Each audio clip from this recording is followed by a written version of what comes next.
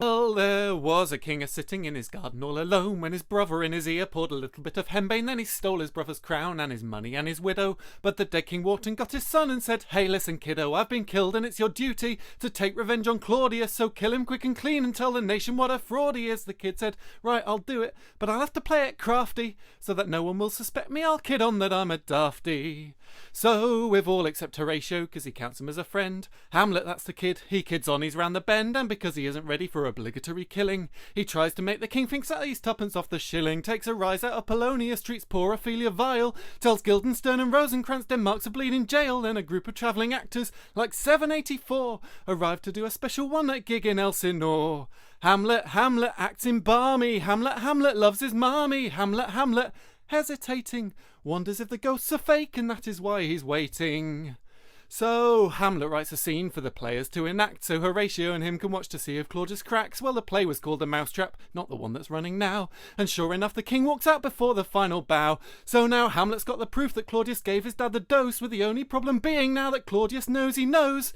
So while Hamlet tells his mummy her new husband's not a fit man, Uncle Claude takes out a contract with the English king as hitman. When Hamlet killed Polonius, the concealed corpus delicti was the king's excuse to send him for an English hempen necktie, with Guildenstern and Rosencrantz to make quite sure he got there. But Hamlet jumped the boat and shot the finger straight at that pair. When Laertes heard his dad had been stabbed right through the arris, he came running back to Elsinore, toot sweet hotfoot from Paris. And Ophelia, with her dad killed by the man she wants to marry, after saying it with flowers, she committed harry-carry. Hamlet, Hamlet, there's no messing. Hamlet, Hamlet learned his lesson. Hamlet, Hamlet, Yorick's crust convinced him that men good or bad at last must turn to dust.